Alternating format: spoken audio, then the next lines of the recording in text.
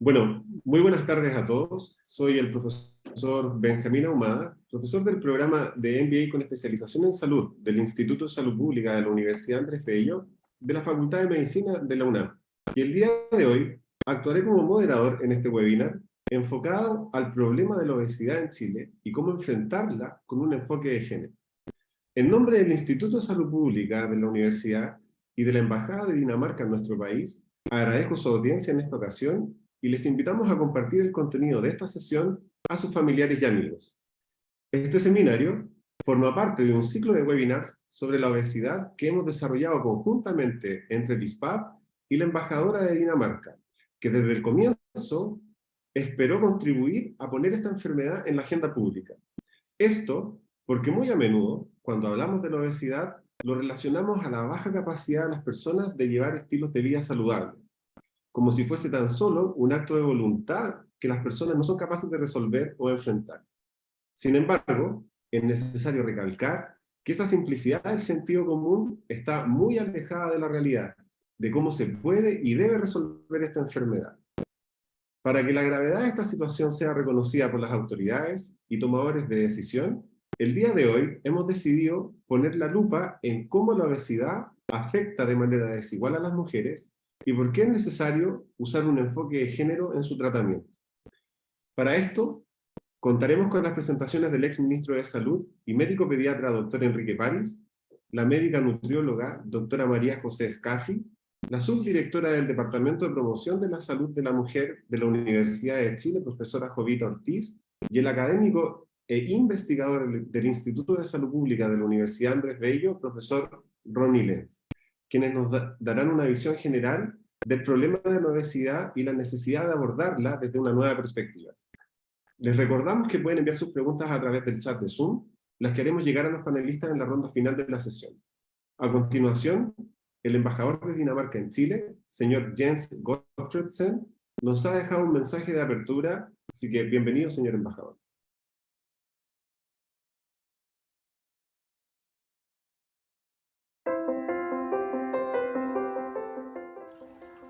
Buenas tardes a todas y todos los presentes. Es un honor para nosotros, como embajada, trabajar nuevamente junto al Instituto de Salud Pública de la Universidad Andrés Bello en este seminario que hemos titulado Obesidad con enfoque de género, perspectivas y estrategias para abordarla. Por supuesto, quiero agradecer también a los presentadores el día de hoy, quienes se enfocarán en cómo la obesidad golpea a la sociedad chilena en general, pero también en la necesidad de tener un enfoque de género en su tratamiento. ¿Por qué es necesario el enfoque de género? En Latinoamérica se ha evidenciado que la obesidad en mujeres las afecta en un mayor porcentaje respecto a los hombres y con niveles de riesgo mayores de desarrollar, por ejemplo, diabetes para un mismo nivel de sobrepeso y obesidad. Además de las diferencias biológicas, en Latinoamérica las mujeres presentan un 50% más de inseguridad alimentaria en comparación con los hombres. Y se sabe que la alimentación de mala calidad está estrechamente asociada a la obesidad. En Dinamarca, las diferencias entre hombres y mujeres son aún más complejas de analizar. Si bien el número de hombres con sobrepeso y obesidad es mayor al de las mujeres, la prevalencia en hombres se ha estancado en la última década, mientras que la de las mujeres aumenta año tras año. Por otra parte, a pesar de tener una menor prevalencia, las cirugías gástricas de las mujeres triplican a las de los hombres, lo que habla de un sesgo de género por parte de los doctores al escoger el tratamiento adecuado para un paciente. Como Embajada de Dinamarca en Chile, trabajamos desde hace años en enfrentar el avance de la obesidad, al igual que en promover la equidad de género, por lo que nos parece pertinente el tema del día de hoy. Espero que la sesión de hoy nos permita conocer cómo afrontar la carga de la obesidad con un enfoque de género y que sea de provecho para todos ustedes. Muchas gracias.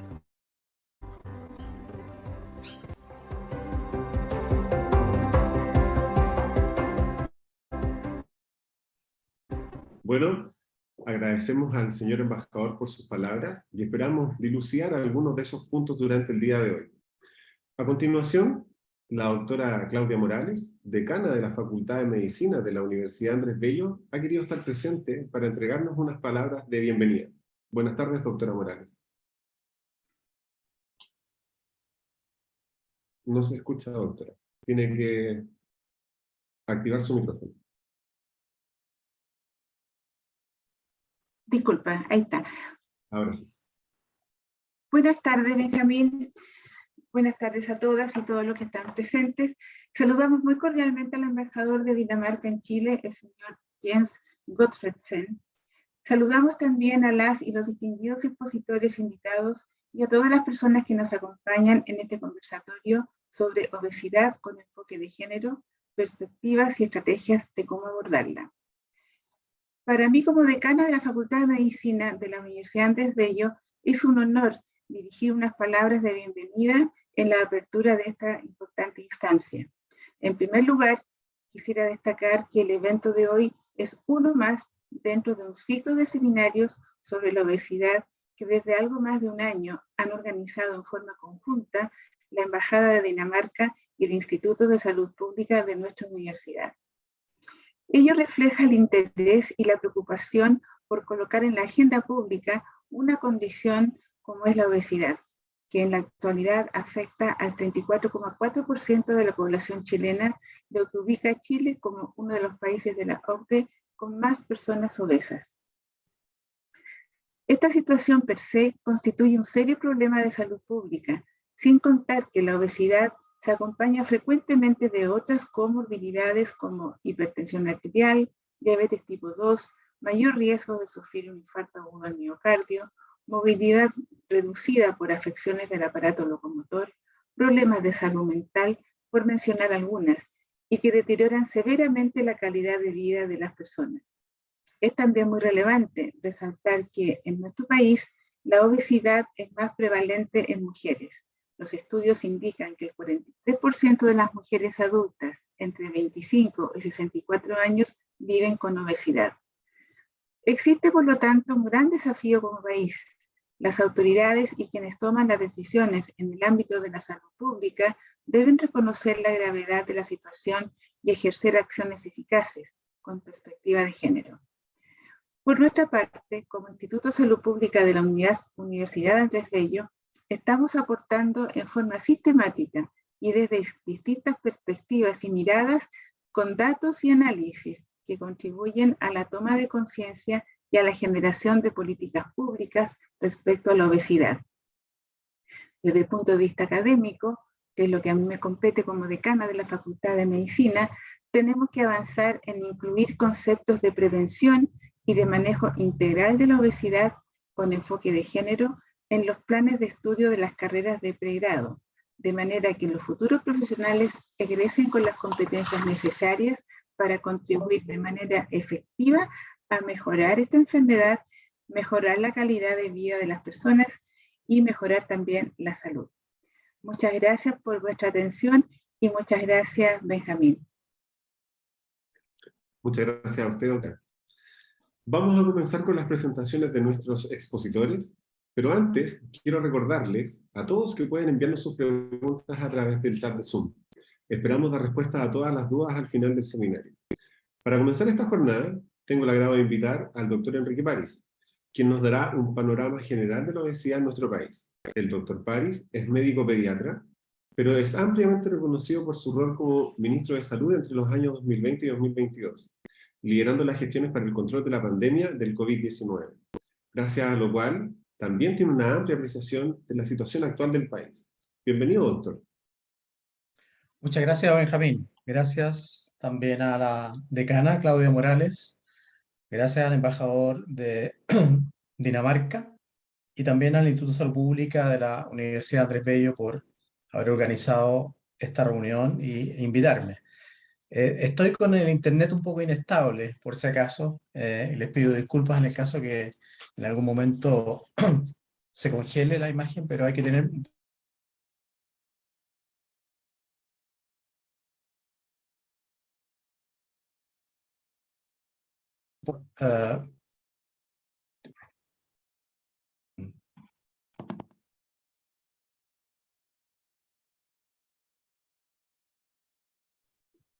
de hecho, eso es lo que está pasando. No sé si me ven o ven la pantalla. Se ve la pantalla, doctor. Estoy bien. Estamos ahora viendo la presentación. Muchas gracias, Benjamín. Les pido disculpas nuevamente porque estoy con un internet bastante inestable, desgraciadamente. La verdad es que este tema es un tema sumamente importante desde el punto de vista de la salud pública y yo quiero presentar sucintamente en 15 minutos, según el programa, el panorama de la obesidad en Chile en base a dos trabajos, uno del propio ministerio y otro de la JUNAEP. La evidencia clínica y epidemiológica, y lo dijo la doctora Morales hace un rato, relacionan la obesidad con un amplio espectro de enfermedades no transmisibles, como las enfermedades cardiovasculares, enfermedad coronaria, insuficiencia cardíaca, hipertensión, accidente cerebrovascular, alteraciones del ritmo y muerte súbita cardíaca, y también a resistencia a la insulina, a la hiperglicemia, a la hipertensión en general, a la dislipidemia, y también desgraciadamente se relaciona con el cáncer. En este momento, como ustedes muy bien deben saber, cáncer es la primera causa de muerte en Chile, y por eso que tenemos en marcha o lanzamos una ley del cáncer que ya está en marcha, y obviamente que la obesidad se relaciona con todo este tipo de problemas. ¿Cuál es el impacto de la obesidad en el tema de salud en general?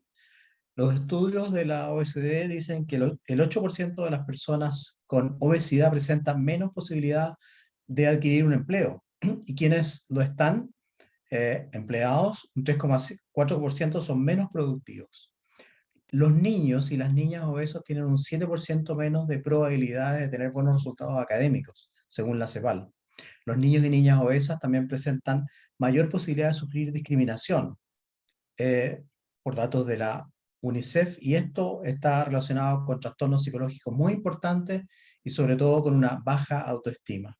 Y a mediano y largo plazo, como ya lo hemos dicho, la obesidad se relaciona con enfermedades cardiovasculares, cáncer, diabetes, y esto ¿qué es lo que produce? Un aumento en la carga de morbilidad en todos los países y obviamente un alto gasto en salud. Estos pacientes además consumen una gran cantidad de medicamentos, por lo tanto, además de la patología propia que tiene complicaciones, evidentemente, tienen que adquirir una cantidad de medicamentos importante que aumenta su gasto de bolsillo en medicamentos. ¿Qué pasó también? Y lo quise tocar sucintamente, la relación entre la pandemia por COVID-19 y la obesidad. Aquí hubo una colisión de ambas pandemias, porque también la obesidad es una pandemia. Y las consecuencias potenciales que se produjeron o estamos viendo todavía con respecto a la obesidad y el COVID son justamente que estos pacientes se complicaron mucho más o se complican mucho más, con septicemia, con daño multiorgánico, con un aumento importantísimo de la respuesta inflamatoria y con alteraciones en el sistema inmune. La respuesta inflamatoria exagerada también fue en un inicio una teoría que adquirió mucha importancia debido a que se suponía que el virus desencadenaba esta respuesta inflamatoria exagerada y autodañaba al organismo. También relacionado con problemas de salud mental y retraso en las atenciones médicas. Por lo tanto, ya adelantando las estrategias de respuesta a la obesidad, hay que desarrollar planes para tratar la obesidad infantil, prevenirla, factores y también trabajar en la respuesta estratégica para los factores biológicos que son estresores, producen estrés, como las comorbilidades, y mejorar la salud a nivel comunitario, familiar e individual. La situación epidemiológica en los menores de 6 años es realmente catastrófica. Si nosotros vemos este cuadro desde el año 2005 hacia el año 2020, a pesar de que hay un cambio en el patrón de referencia el año 2007, la cantidad de niños obesos menores de 6 años se proyecta ya a sobre el 12%. habiendo partido obviamente en una cifra mucho menor. También la situación epidemiológica en menores de 6 años comparando hombres y mujeres demuestra una diferencia. El 12,15% son obesos y desgraciadamente hay una diferencia entre hombres y mujeres. En este caso hay más obesos hombres que mujeres, pero normalmente a edades mayores esa relación se cambia. En Chile también es importante destacar que, y esto es bien curioso, pero tiene que ver obviamente con la geografía, con la alimentación, probablemente con el clima, se ve que hay más obesidad en las regiones australes del país. Ustedes ven en ese cuadro donde está en colores el mapa y vemos cómo aumenta la posibilidad de tener más obesidad a partir justamente de la región de los lagos y hacia el sur, pero también en la región de Magallanes está claramente demostrado que hay una mayor obesidad. En la región de Aysén, una mayor obesidad. Y los porcentajes de obesos en los menores de 6 años están ahí remarcados entre 36 meses y 71 meses, entre 12,1% y 14,09%. O sea, es altamente preocupante esta situación. Las proyecciones para el año 2030, para el futuro, si es que no trabajamos arduamente en este tema, son realmente catastróficas. Estamos proyectando para el año 2030 un porcentaje de niñas y niños menores de 6 años obesos de un 16,31%. Y lo malo o lo grave es que esto probablemente, si el niño parte con esta obesidad a esa edad, después es muy difícil.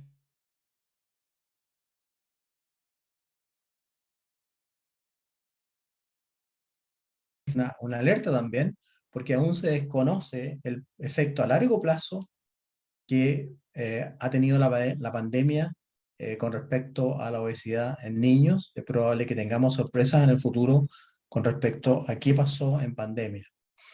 La situación epidemiológica en mayores de 15 años ahora, el sobrepeso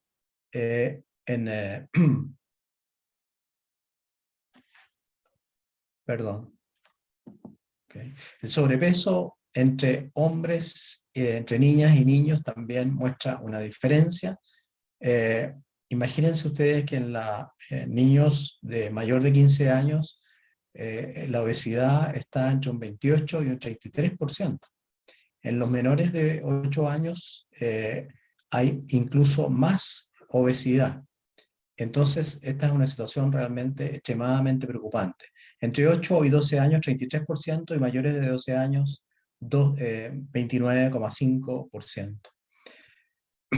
También hay una diferencia muy importante entre las zonas urbanas y las zonas rurales. Y esto es algo bastante crónico, yo diría, en Chile.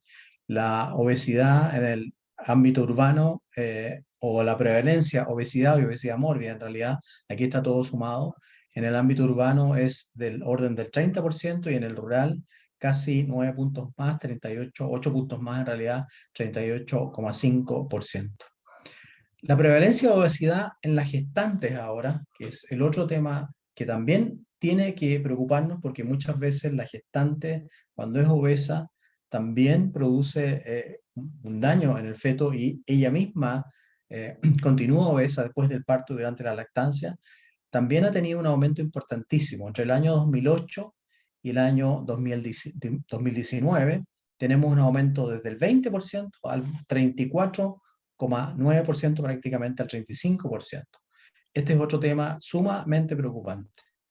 Y el estado nutricional de las gestantes bajo control en el sistema público demuestra que con obesidad tenemos el 34,98%, ya lo dije, con sobrepeso el 32,64%.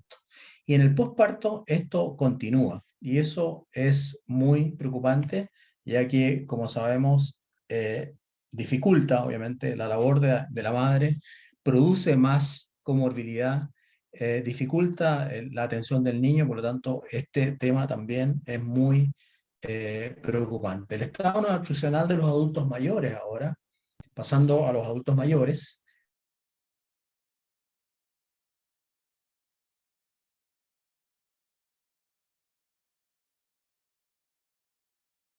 la relación entre hombres y mujeres, con obesidad, el 19,27% de los adultos mayores tiene obesidad entre los hombres y un 29%, o sea, 10% más en las mujeres. Esto también, obviamente, ya lo hemos repetido varias veces, conduce a comorbilidad.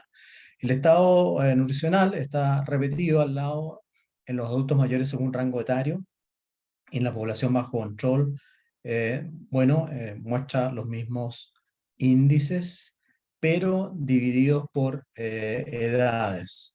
Entre 65 y, entre 65 y 69, entre 70 y 74, y entre 75 y 79 y 80 años y más, vemos cómo, afortunadamente sí, por razones obviamente relacionadas quizás con la alimentación o con un mayor cuidado, la obesidad va disminuyendo, pero se mantiene alta en los adultos mayores.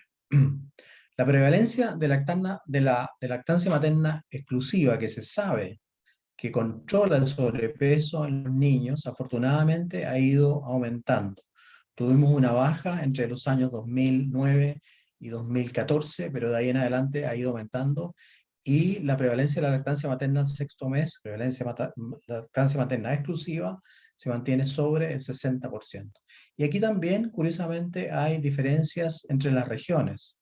En la región de la Araucanía, la lactancia materna exclusiva hasta el sexto mes es muy superior a la media nacional, 71, bueno, no muy superior, pero superior, 71, y en cambio, yendo hacia el otro extremo, en la región de Magallanes, es solamente de un 43,15%.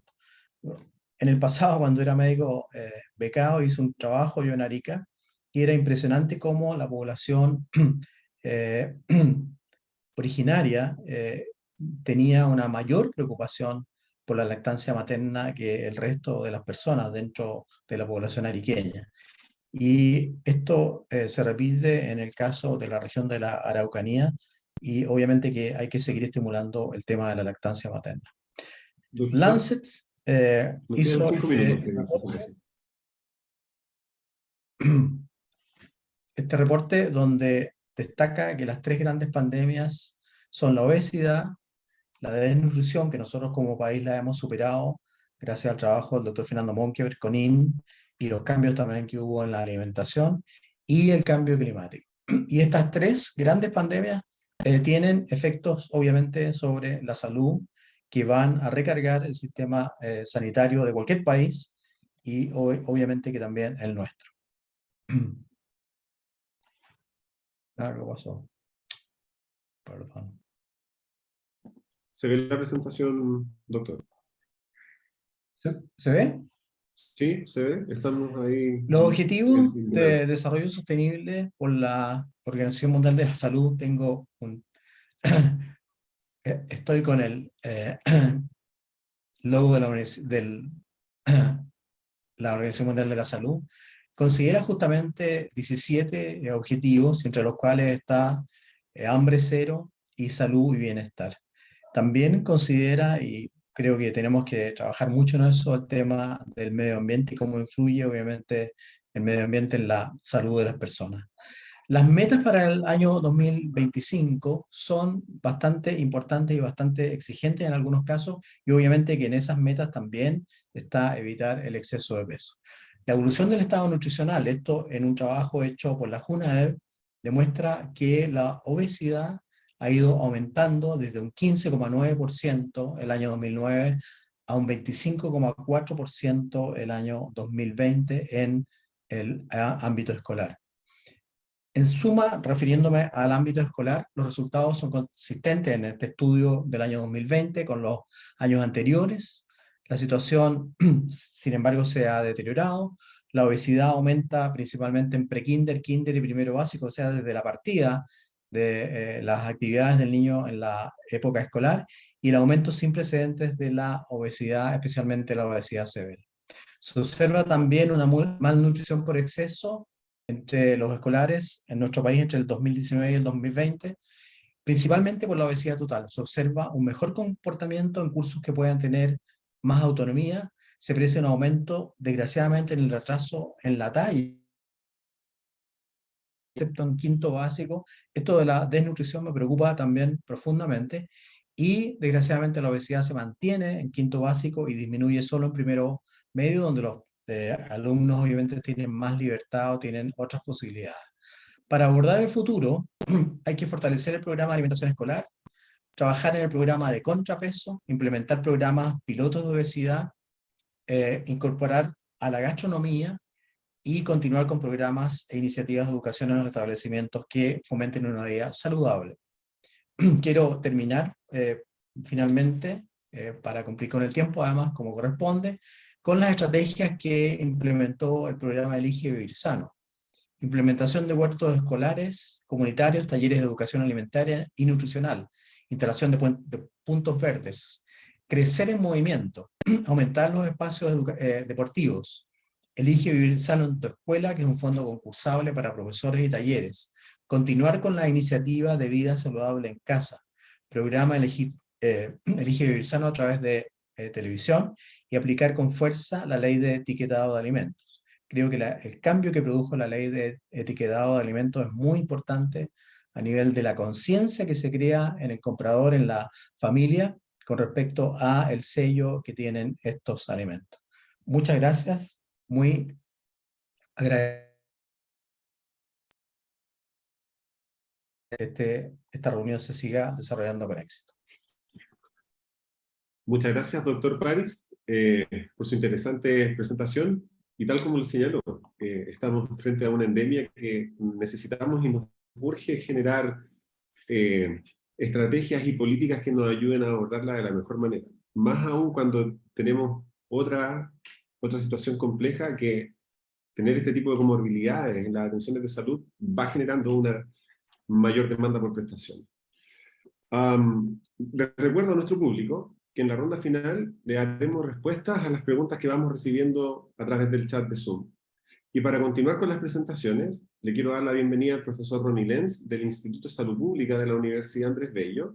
Ronnie es ingeniero comercial de la Pontificia Universidad Católica de Chile y máster en Economía de la Universidad de Georgetown. Se ha desempeñado en el sector público como director de FONASA y en el ámbito académico como investigador en Economía de la Salud. En esta oportunidad, el profesor nos presentará la evaluación económica de ampliar el tratamiento para mujeres en edad fértil. Buenas tardes, profesor Lenz. Buenas tardes, Benjamín. Un millón de gracias por la invitación. No sé si se ve correctamente la presentación. Hasta ahora estamos viendo... por favor, si puede compartir ahora, porque estábamos viendo el final de la presentación del exministro. A ver, un segundito.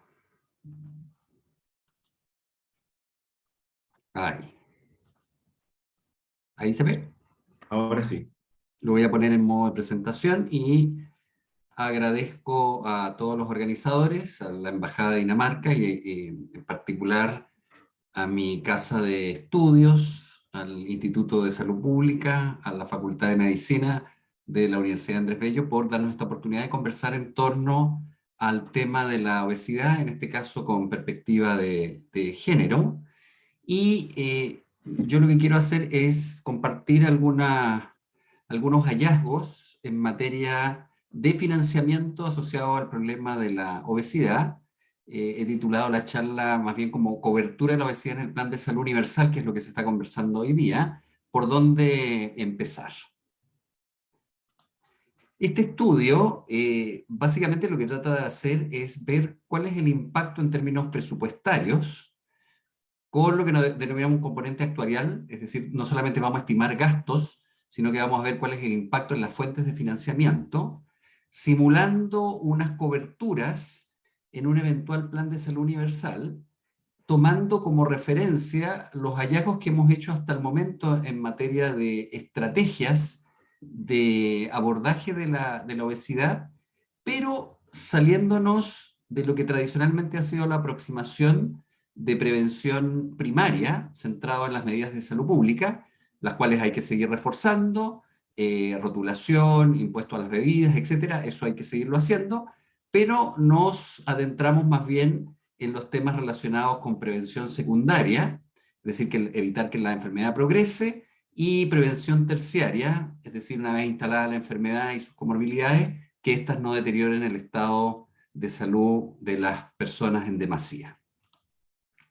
El estudio es uno de varios estudios que hemos hecho. Entre ellos el primero fue tomar la encuesta nacional de salud y darle una mirada a través de mapas de obesidad, donde tratamos de cruzar variables demográficas y geográficas para tratar de mapear e ilustrar la diversidad respecto de cómo se manifiesta la obesidad en el país. Y uno de los hallazgos que realizamos en ese estudio es que justamente la obesidad ataca fuertemente a las mujeres en edad fértil, y como seguramente nos van a seguir explicando las personas especialistas en materias clínicas, el ciclo del embarazo hace que finalmente la obesidad se instale de manera crónica en las mujeres, ¿no? La prevalencia nacional de la obesidad para mujeres entre 15 y 45 años es alta, es mucho más alta que la de los hombres, y como señalaba ahí el doctor París, tiende a concentrarse muy fuerte en cierto grupo de regiones, más bien hacia el sur del país, ¿no?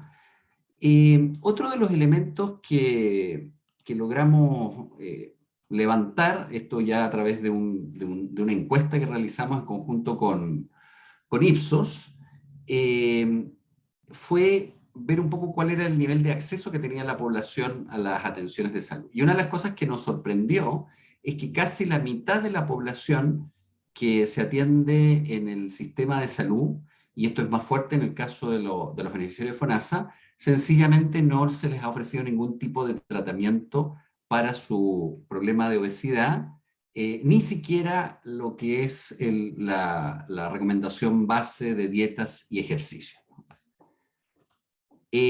También, y aquí aprovecho la oportunidad de agradecer a mi coinvestigadora, la profesora Carla Hernández, con la cual realizamos un levantamiento respecto de qué es lo que estaban haciendo los otros países en materia de políticas para la obesidad, ¿no? De tal manera de tener un punto de referencia. Y ahí vimos que habían como cuatro elementos que son importantes. El primero, que es el reconocimiento de la obesidad como una enfermedad crónica, muchas veces esto a raíz de iniciativas legales, pero logra políticamente colocar el tema en la palestra, ¿no? Segundo, las estrategias de acceso, en general, lo que hemos visto a pesar de las recomendaciones que hacen los expertos, están todavía centradas en estrategias de corto plazo, es decir, intervenciones que tratan de manejar a través de apoyo nutricional, actividad física, tratamiento farmacológico, cirugía, pero donde el seguimiento a largo plazo todavía es un elemento que uno puede ver o puede extrañar en las estrategias internacionales. El otro elemento que también es importante es que la mayoría de las estrategias está comenzando a incorporar los tratamientos farmacológicos en la medida que estos tipos de drogas comienzan a tener resultados bastante más impactantes que lo que históricamente conocían los médicos. Y finalmente hay un acápite también que está dirigido a tratar de disminuir las listas de espera en materia de cirugía bariátrica, ya cuando la enfermedad comienza a cruzar los IMC por sobre los 30, ¿no? Eso es lo que un poco aprendimos de los estudios anteriores. Y a partir de eso, entonces, elaboramos un modelo económico muy sencillo, pero que nos permite ilustrar de qué estamos hablando en términos económicos, porque yo la sensación que tengo de conversar con tanta gente es que la obesidad efectivamente es un problema, hay conciencia, se ha ido popularizando esto, hay mayor sensibilidad por parte de la opinión pública, y sobre todo que afecta en mayor proporción a las mujeres, pero cuando aparece este número de que 1/3 de la población chilena tiene obesidad, como que todo el mundo no hace nada, porque el número es tan grande que inhibe la acción, ¿no? Eso es lo que finalmente pasa. Y por lo tanto, se le deja a la próxima administración y al próximo presupuesto y al próximo gobierno que vea esto, porque el problema es inmovilizante. Eso es lo que pasa. Y lo que pretende este estudio, básicamente, es hacer algunos cálculos que muestren que en realidad el problema no es tan inmanejable desde el punto de vista financiero como aparentemente uno cree, cuando uno tiene una estrategia para comenzar a atacar a ciertos grupos, ¿no? Y entonces ahí definimos un módulo demográfico y económico, un módulo de gasto, un módulo de financiamiento y un módulo de análisis de resultados. En general, para poder determinar los gastos que van asociados a las estrategias de tratamiento de la obesidad, utilizamos un enfoque farmacoeconómico, que es el enfoque de análisis de impacto presupuestario, que está bien documentado, es muy robusto y el que habitualmente utilizamos desde la disciplina de la farmacoeconomía, a la cual a mí me toca adscribir. Y por lo tanto, en general, lo que hemos hecho es testear una idea que en Chile no es nueva, y es que las estrategias relacionadas con el tema de la malnutrición, en este caso con la desnutrición infantil, estuvieron asociados a la estrategia de trabajar con el binomio madre-niño y fueron muy exitosas. Y por lo tanto, entonces, tomando como base la experiencia que en su momento tuvo el SNS, quisimos colgarnos desde esa perspectiva y de los datos que ya habíamos estado observando, para tratar de proponer cómo podríamos actualizar un enfoque de esa naturaleza. Y por lo tanto, entonces, delineamos como dos grandes grupos de trabajo, ¿no? El primero son los adultos que tienen obesidad con IMC mayor que 30, y ahí lo restringimos para poder hacerlo financieramente abordable a aquellos que además tenían dos comorbilidades. Que este es el grueso y el gran grupo de personas con obesidad en el país. Pero paralelamente trabajamos con otro grupo, que en este caso son las mujeres nuligestas, adultas, que tienen un IMC mayor de 30, y que adicionalmente están en control preconcepcional y tienen comorbilidades, ¿no? Por lo tanto, son mujeres de riesgo, pero que tienen la característica de que están en contacto con el sistema y con el dispositivo de salud.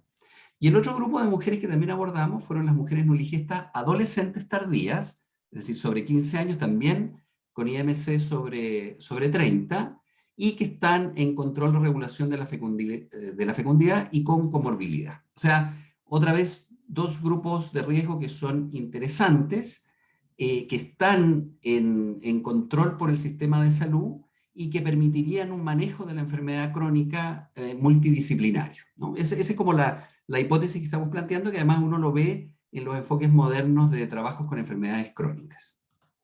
Y por lo tanto, a partir de eso, delimitamos cuáles eran las poblaciones con las cuales se podían trabajar a través de estas técnicas de funnel epidemiológico, partiendo de la población total y luego aplicando una serie de filtros que nos permiten dar con una proporción de población con la cual podemos trabajar, ¿no? Evidentemente, estos funnels están influidos por parámetros de política, es decir, de cuánto uno quiera cubrir. Nosotros partimos en este análisis con las coberturas que actualmente tienen los programas del Ministerio, en particular con el estándar de la tasa de control preconcepcional de mujeres en edad fértil, que es relativamente baja, pero que probablemente en una sinergia y podría ir aumentando en el tiempo.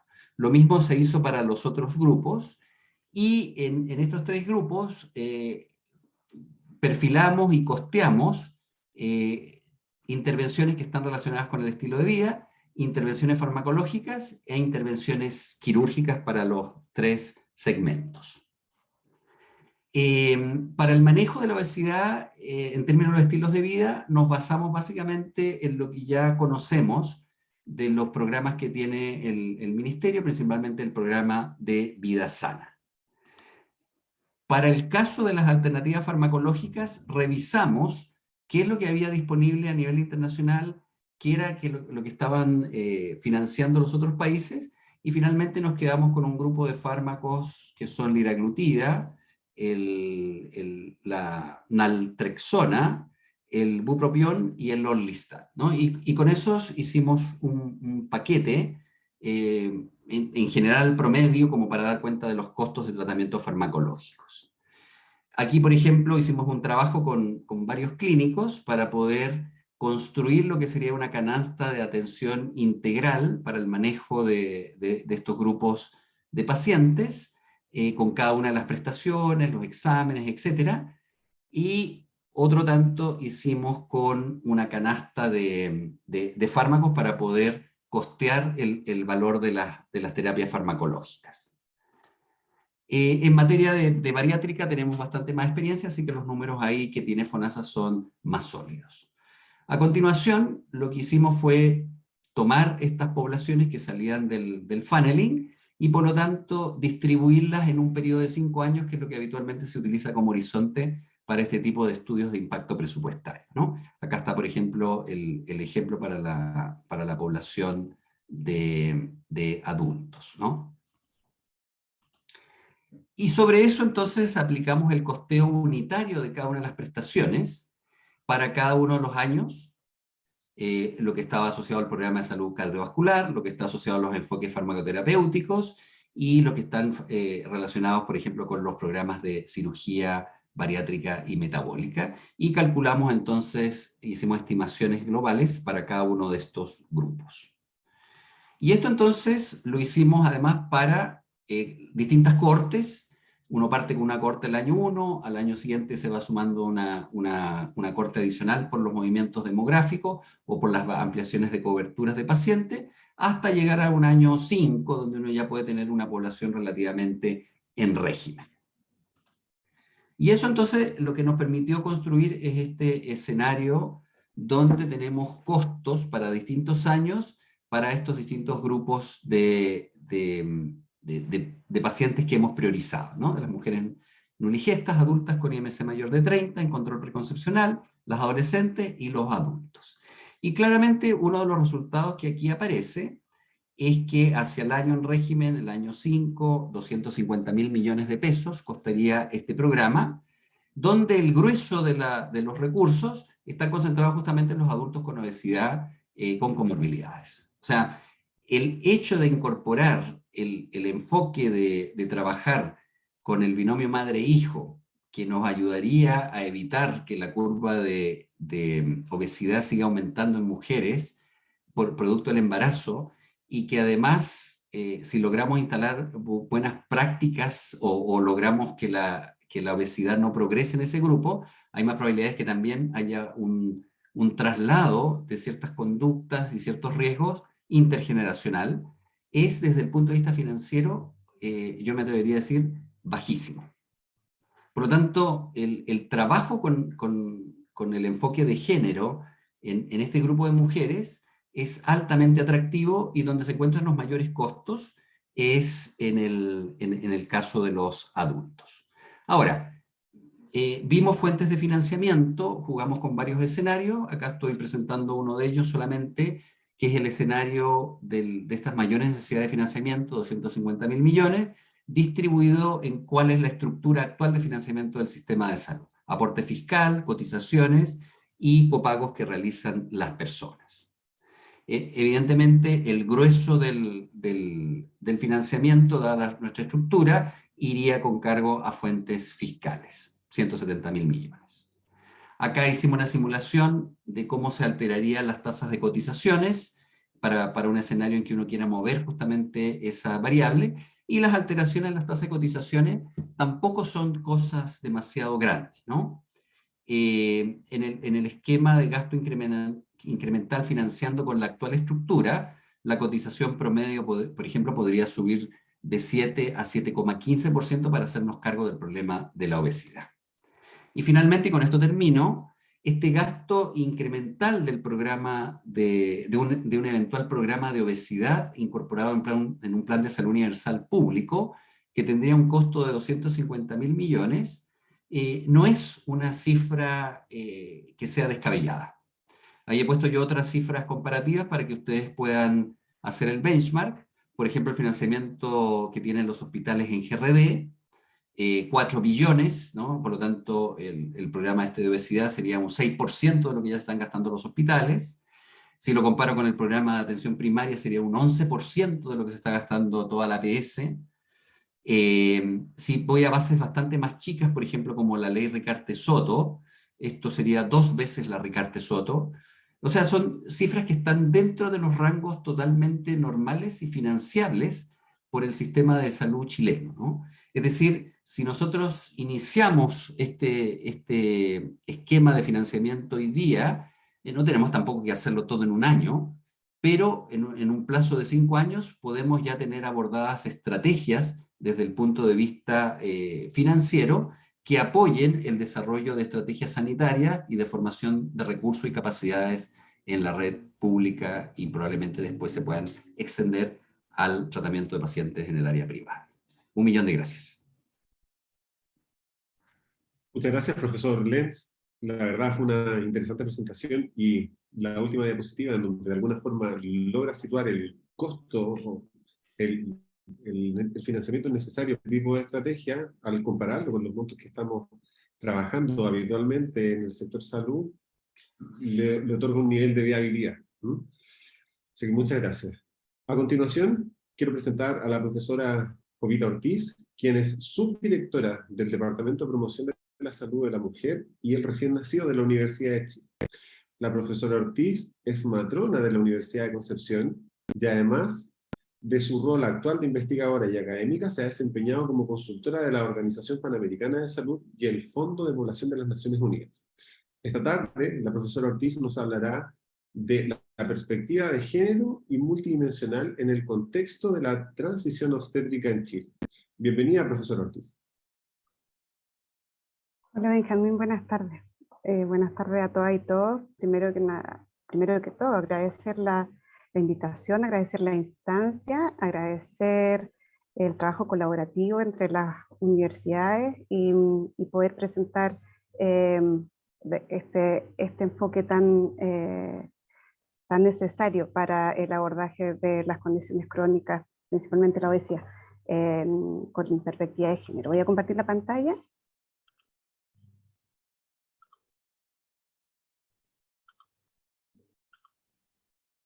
Bueno, para comenzar, decir que era un desafío bastante interesante cómo posicionar todos los elementos de género que podrían estar involucrados en el desarrollo de condiciones crónicas aparentemente no transmisibles y dentro de ella la obesidad como base, así que nos focalizamos principalmente en lo que en el tema que sé hablar mejor, que es la salud sexual y la salud reproductiva. En ese sentido, el objetivo de esta presentación es básicamente que reflexionemos un poco respecto a los elementos multidimensionales y de género que se asocian a las morbilidades crónicas y con esta condición que muchas veces se asocia a ella, que es la obesidad, y dándole un marco a un contexto de transición obstétrica, que es una representación bastante interesante de cómo se tensan las distintas transiciones en un momento determinado del curso de vida, que es la etapa reproductiva. Bueno, acá en esta diapositiva la idea no es enfocarse en los puntos, sino que representar básicamente que la obesidad por sí misma no es una condición que se asocie solo con mortalidad, que los países independientes y a pesar del COVID han ido avanzando progresivamente hacia una disminución de las tasas de mortalidad. Sin embargo, independiente de los niveles de ingreso de los países, las tasas de mortalidad prematura o los años de vida perdidos asociados a las condiciones que tienen como obesidad de base son aquellos que se mantienen en países tanto de altos o de bajos ingresos, lo que hace que este sea un evento, una condición que es muy difícil de permear a pesar de todos los esfuerzos que hacen países con muchos ingresos económicos o países con muy bajos ingresos económicos. Y es por eso que como se ha señalado en las presentaciones anteriores, es imposible ver o mirar la obesidad desde una sola lupa, o desde una sola mirada, o desde un solo lente, y es necesario considerar que existen múltiples factores que están asociados a la presentación y también a la representación de la condición de obesidad en la obesidad, o sea, en la sociedad.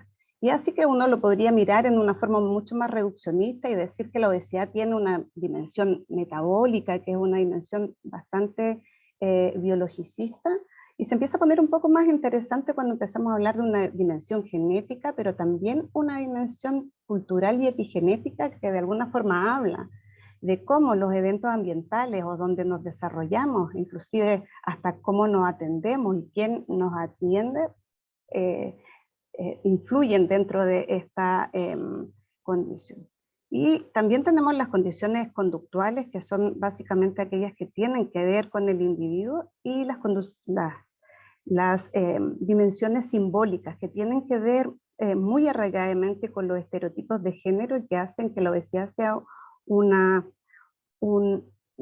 condición que de alguna forma tiene distintas miradas dependiendo de las sociedades en las que se construye. Pero hay un evento que es bastante trascendental y básico, que es la condición de género, y que permea múltiples elementos, y que si ustedes pueden observar en este, que lo puse a propósito, en este esquema está solamente generado a nivel individual.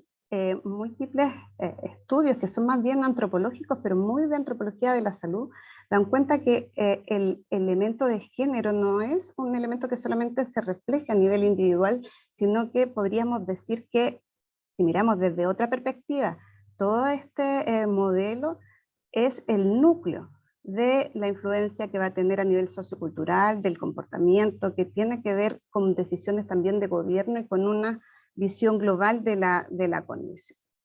Y en ese sentido que, bueno, citando el mismo estudio que presentaba el doctor París al comienzo, se ha señalado que la pandemia, o sea, la obesidad está enmarcada en un conjunto de condiciones y en un conjunto de eventos que se van sumando uno con otro, que son el conjunto de pandemias y que forman esta sindemia global, y que se relaciona inclusive con elementos que nos dicen si vamos a sobrevivir y si vamos a ser capaces de sustentarnos a largo plazo.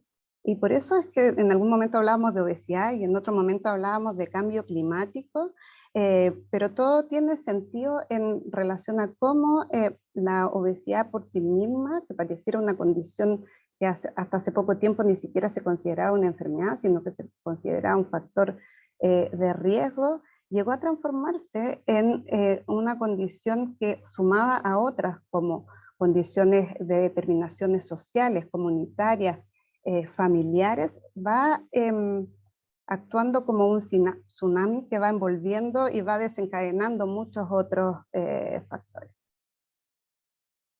Pero cuando nosotros hablamos de alguna forma de género y de obesidad, es importante salirnos desde donde estamos, de Chile como país centro del mundo, porque estamos bien acá en el mundo, y reconocer que estamos dentro de un panorama mundial en donde existen distintas etapas de transición de la obesidad que se han descrito en la literatura, y en las cuales nuestra principal problemática es que hemos transitado muy rápido, y que en donde tenemos a la etapa 1, pues, existe mayor prevalencia en las mujeres en comparación con los hombres, pero existe también mayor prevalencia en los niveles socioeconómicos que son más altos en comparación con los bajos.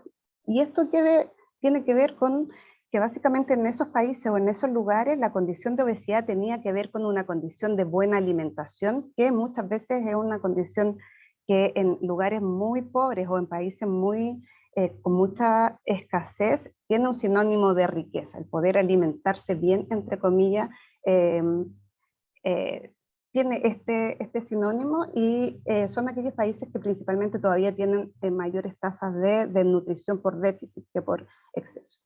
En estos lugares existe mayor proporción de obesidad en adultos comparados con niños, y básicamente de los países que quedan acá es el África subsahariana, que se encuentran en esta etapa y cada vez son menos. Pero a nivel mundial se ha transitado muy rápidamente a esta etapa 2, en donde se reduce la diferencia sexo-género, existe una alta prevalencia en la adultez y también un aumento que va en forma bastante rápida, se podría decir, en la niñez, y se comienza a reducir esta diferencia que existía en el nivel socioeconómico en relación a la prevalencia, hasta llegar a una etapa 3, en donde la prevalencia en el nivel socioeconómico más bajo supera a la prevalencia en el nivel socioeconómico alto, y se puede observar acá un estancamiento de la prevalencia en niveles socioeconómicos altos y un aumento en la prevalencia sostenida y en los niños. Existen muchos países europeos con esta situación, y es muy relevante que estos países, mientras más alta o mientras más se acercan a esta etapa, tienen mayores índices de inequidad de género. ¿Dónde posicionamos a Chile? Bueno, este análisis de las etapas tiende a ser igual bastante reduccionista porque se pueden mezclar entre ellos, pero diríamos básicamente que se encuentra entre la etapa 2 y la etapa 3, en donde, como bien han señalado, existe mucho mayor o una alta prevalencia en un nivel socioeconómico bajo y en una alta prevalencia principalmente en las mujeres. Y aquí uno también se pregunta, cuando vemos estas etapas que hacen mucha diferencia sexo-género, es diferenciar esto, diferenciar los elementos que dan cuenta de las diferencias sexuales que están asociadas, o biológicas que están asociadas a la obesidad, y considerar la dimensión género y obesidad, toda vez que es una dimensión que es mucho más amplia que solamente considerar que existe mayor prevalencia en ciertos países o en ciertos territorios de la obesidad en mujeres respecto a hombres, sino que tiene que ver con la asociación que existe a los estereotipos de género y a por qué en ciertas culturas o en ciertos territorios es más alta en hombres y por qué en ciertos territorios es más alta en mujeres.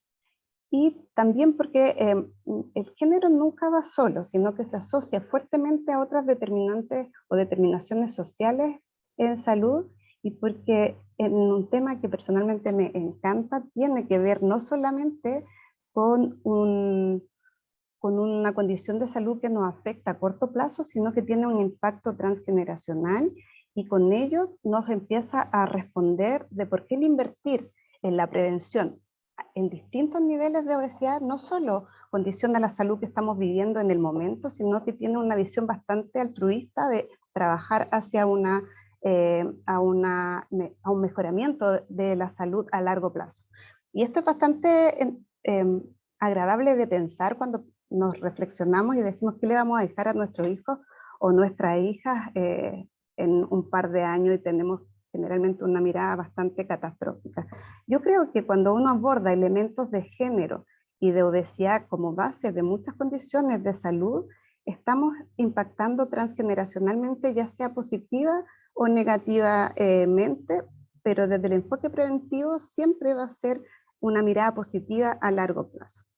Y en este sentido solo quiero aterrizar que el índice, o sea, dentro de los indicadores de desarrollo humano, ya en el año 2010 se consideró que no era suficiente para visualizar el desarrollo de las sociedades, hablar solamente de la esperanza de vida o del el índice de educación o del Producto Interno Bruto, sino que previo a eso había que ser un filtro por el índice de desigualdad de género, y que básicamente considera tres paquetes de indicadores, se podría decir, que son la salud reproductiva de la población, de las mujeres, la autonomía en la toma de decisiones, que tiene que ver con la capacidad tanto económica como cognitiva de decidir respecto a su vida, se podría decir, y la participación en el trabajo, como uno también de los principales indicadores que potencia la autonomía.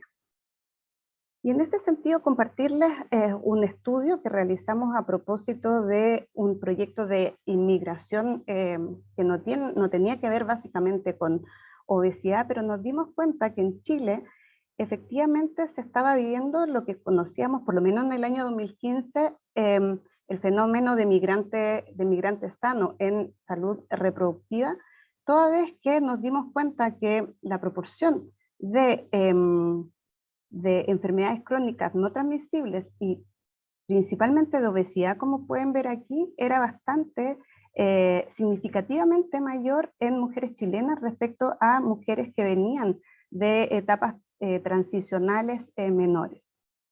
Es así como, si repasamos rápidamente de qué se componen estas transiciones, de la transición demográfica, de la transición epidemiológica y de la transición nutricional, estos resultados se podían visualizar que básicamente daban cuenta de que estábamos recibiendo personas de países que venían de transiciones no tan avanzadas como la nuestra, en términos de que tenían, si bien tenían mayores tasas de mortalidad, tenían también mayor proporción de enfermedades crónicas no transmisibles, a diferencia de nosotros que teníamos mayor proporción de enfermedades crónicas no transmisibles, y que venían de países en que existía mayor proporción de malnutrición por déficit que por exceso.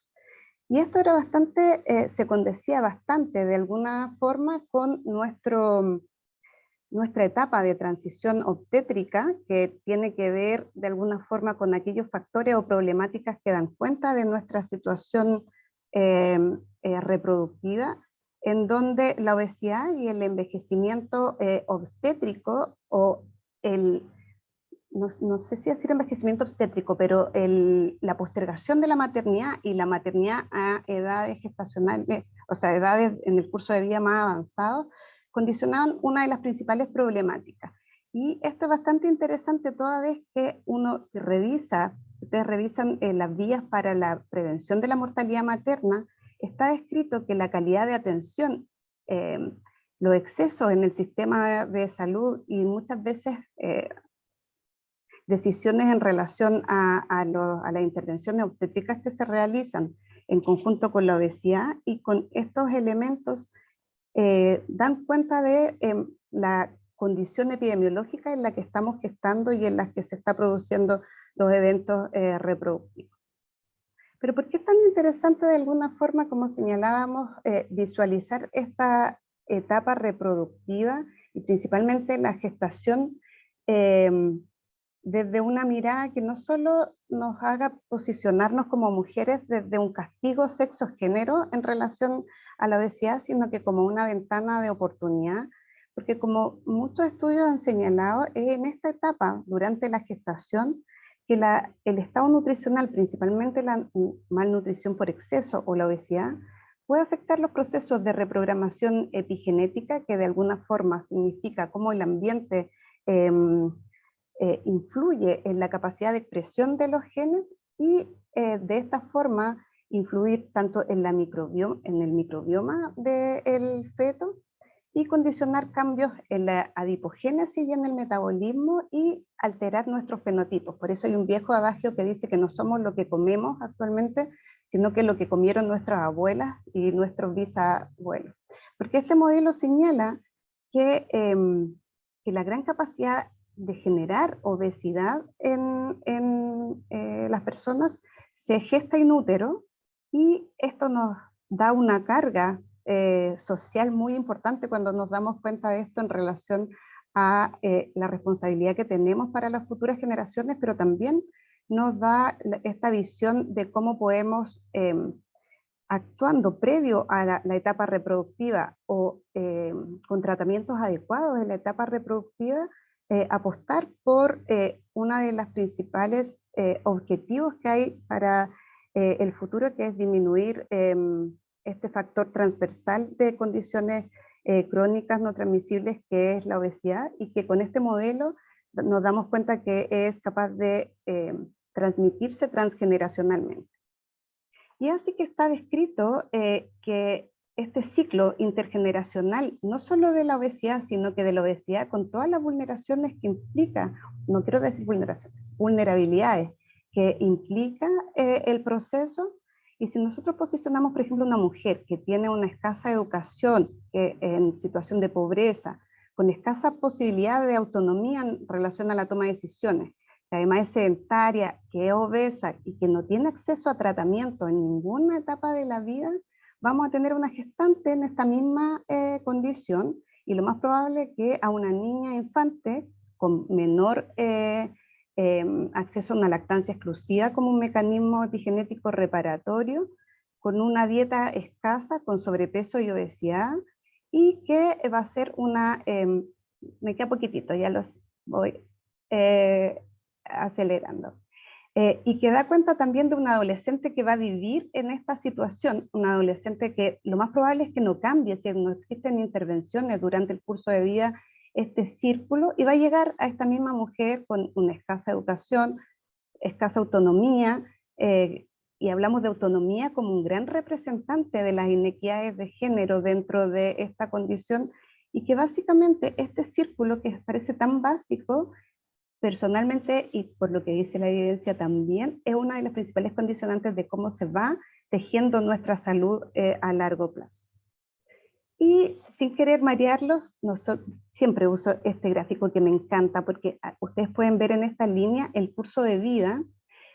Ponemos acá un punto de inflexión porque esto habla de la niñez y la adolescencia como un punto efectivo hasta dónde intervenir, y dónde intervenir efectivamente, pero ojo, en dónde intervenir para la salud de la mujer.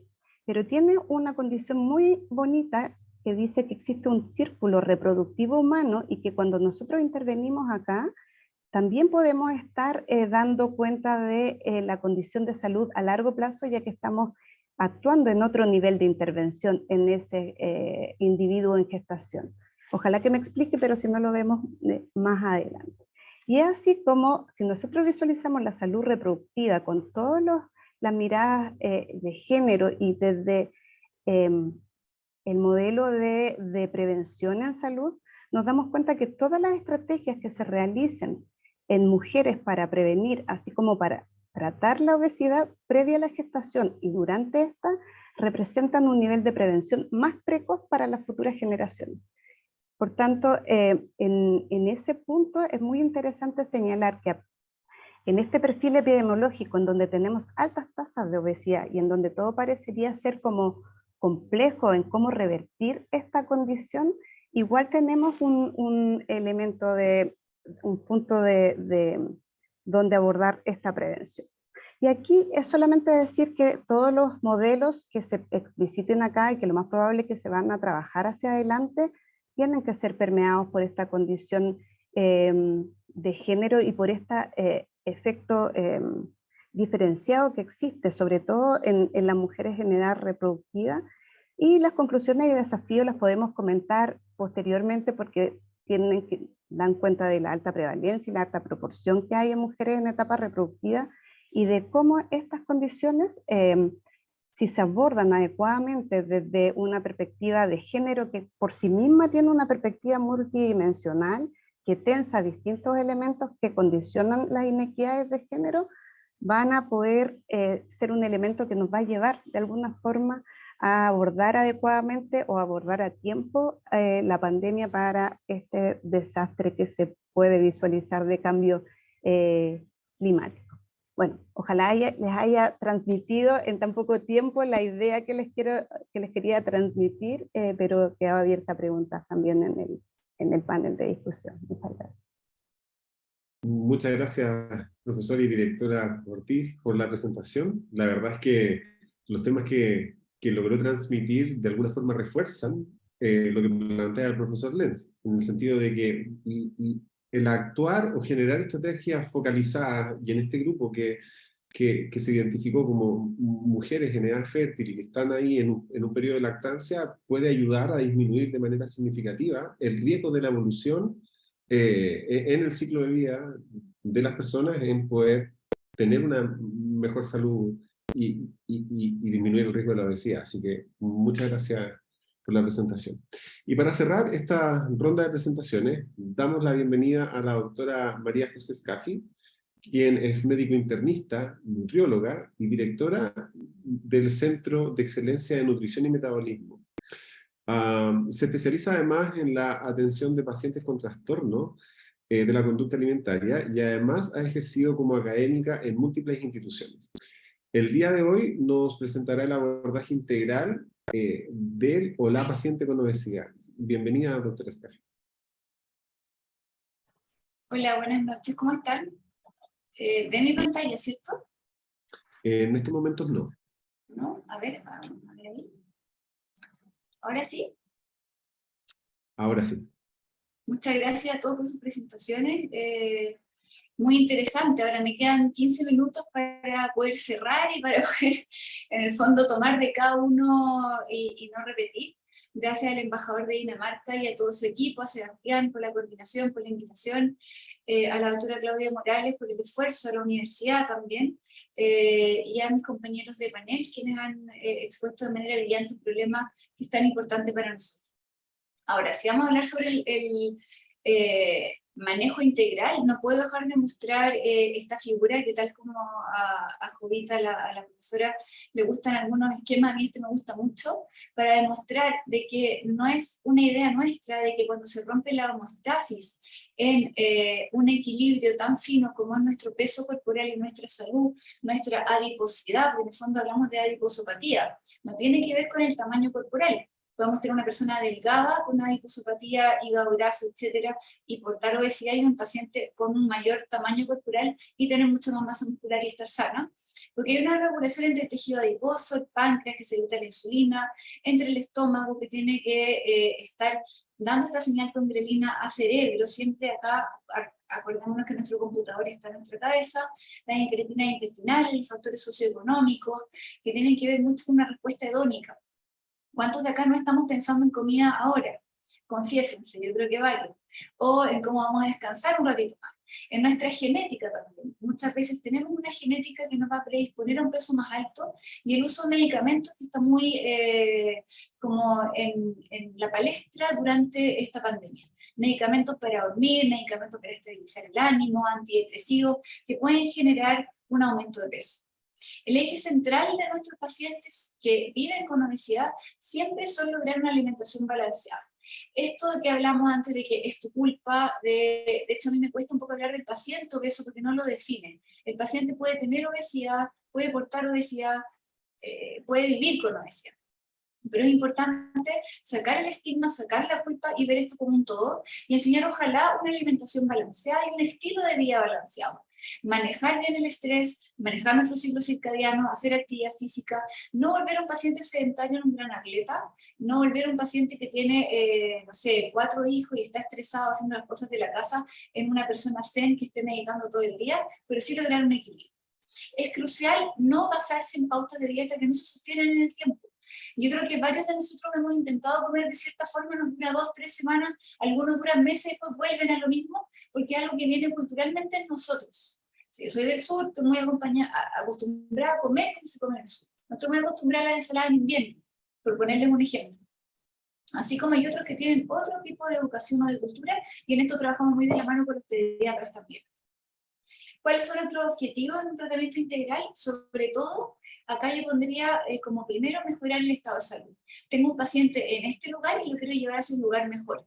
No quiero tener un paciente angustiado porque tiene que cumplir con una pauta y porque tiene que dar el ancho, porque tiene que volver a la consulta o a donde sea, al centro de salud, principalmente a demostrar que lo hizo bien, o dejar de hacer vía familiar por ir a entrenar, o tener que gastar la mitad de su sueldo en terapia farmacológica. Por eso es tan importante que reconozcamos esto como obesidad y que ojalá las políticas públicas en un minuto logren tener incorporada la educación al paciente sobre los riesgos que esto tiene, la farmacoeconomía que hablaba el doctor Lenz, introducir hábitos saludables desde la cuna, y ojalá, como decía también Jovita, desde nosotros como mamás, desde nuestras abuelas, cambiar un poco esa mirada, para prevenir estas comorbilidades que finalmente nos llevan a mayores gastos. Hay que tratar de, ojalá, propiciar la pérdida de masa grasa y de masa muscular. Muchas veces están felices porque alcanzan cierta talla y eso ha sido expensas del músculo, y también forjar en el paciente una relación amigable, compasiva y saludable con la comida. No mejor no voy al bautizo porque en realidad voy a comer más de la cuenta, o en realidad mejor no me voy a juntar con mis amigos porque voy a tomar más alcohol de la cuenta, sino que lograr un trabajo que es algo más interno. Ahora, en cuanto a literatura, es muy importante que se describe mucha discriminación en relación al peso, a la circunferencia de cintura, y qué es lo que pasa con el estatus de peso. Hay resultados, esta es una corte brasileña, no la traje porque en honor al tiempo no alcanzo a explicarles, pero confíen en mí que todos los gráficos de calidad de vida, de respuesta psicológica, de ambiente social, de cómo era la inserción de estas personas en trabajo o en ambientes laborales, era mucho mejor cuando tenían menor peso, cuando tenían mayor peso.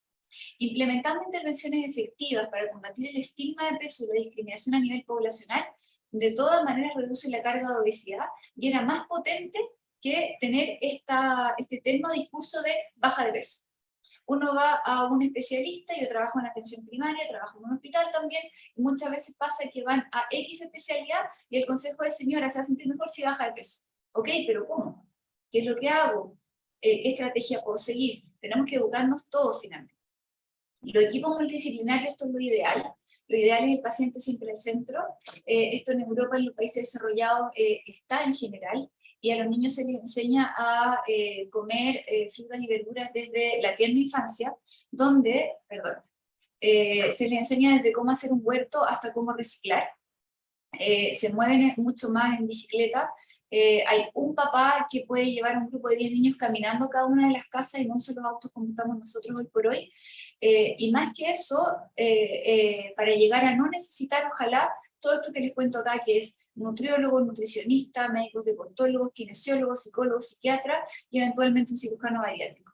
No son excluyentes, ojalá el paciente en el centro, tampoco significa que este paciente vaya a todos, de pronto con solo un kinesiólogo que le enseña a moverse más y mejor también, a veces un nutricionista y a veces un cirujano bariátrico, va a depender. Acá tenemos que el IMC no es un marcador preciso de salud metabólica. Tenemos muy incorporado nosotros que es peso versus talla al cuadrado. La verdad que esto ha demostrado que es bastante pobre, porque las anormalidades metabólicas como la presión alta, el problema de colesterol, menor HDL, mayor glicemia, que es el azúcar en la sangre, ¿cierto? Una alteración del índice de insulina resistencia, como el OMA, la inflamación sistémica medida por PCR ultrasensible, va a tener un mayor impacto que el IMC por sí solo. Y esto está publicado en el 2020, donde habla que nuestro objetivo, como consenso, tiene que ser aumentar la actividad física, mejorar todo lo que pueda tener en relación a la alimentación y cómo comemos. Esto no es solo comer alimentos premium y de calidad, es cómo los comemos, nuestro nivel de estrés. Yo puedo comer un salmón de Alaska, que es rico en vitamina D, y si me lo como estresado, rápido, y no lo disfruto, finalmente no va a tener el mismo efecto en nuestro organismo y en nuestro sistema que comer tranquilo un plato de lentejas, por ponerle un ejemplo. Los beneficios son en bajar la circunferencia de cintura, beneficios en bajar los factores de riesgo cardiovasculares, y nuestro objetivo final, como decía el doctor Lenz, es disminuir el riesgo de morbimortalidad, que es lo que finalmente nos va a financiar si seguimos en el mismo camino en el que estamos ahora. Esto es 2022, donde hablan de que el índice de masa corporal, esto es un poco fuerte, pero está muerto, y que tenemos una larga vida a la circunferencia de cintura, y cuál de los dos índices puede ser mejor para prevenir, para predecir el riesgo cardiometabólico. Acá ellos proponen una mnemotecnia que nosotros podemos usar la que queramos, yo tengo una para la consulta, pero hay que preguntar siempre por el inicio, qué factores precipitantes tenemos, cómo afecta la calidad de vida de esa persona. Hay personas que suben de peso, no sé si ustedes conocen, pero de pronto no se ven tan afectadas, y hay otros que suben muy poquito y se les acabó el mundo. Por lo tanto, hay que tener mucho cuidado, mucho tino cuando uno enfrenta a este tipo de pacientes y verlos en su totalidad, no solo como un individuo que subió de peso, sino que ver el contexto. ¿Qué tipo de estrategias ha usado anteriormente? ¿Ha usado dieta, ha usado fármaco, ha tratado de hacer gimnasia? ¿Qué le pasa con los gimnasios? ¿Cuánto dura? ¿Qué tipo de actividad le gusta? ¿Qué tipo de comida le gusta? Estas pautas rígidas, estándares que usábamos antiguamente ya no van. No es el paciente adaptado a mi terapia, es mi terapia adaptada a ese paciente y a su ecología y a su familia y a cómo vive y a cómo le gustaría vivir. También los patrones temporales, qué es lo que pasa cuando pierden el control del peso, qué es lo que pasa con esa persona en su psicología y en cómo afecta esto en las otras áreas de su vida. Hay gente que dice, no sé, no me da ni para controlar a mi hijo si no soy capaz de controlar cuánto como. Y acá es donde es muy importante saber la historia de la dieta y saber la relación de esa persona con la comida, sobre todo cuando estamos hablando de mujeres. A las mujeres nos pasan muchas cosas, somos bien acontecidas para ser bien honestos. La doctora se ríe, la doctora Claudia. Pero de pronto los hombres son un poco menos acontecidos, tienen menos historia de dieta, han probado menos cosas. De pronto nosotros nos acordamos de la historia médica de los hijos así y los hombres se acuerdan de la cirugía nomás, por poner un ejemplo.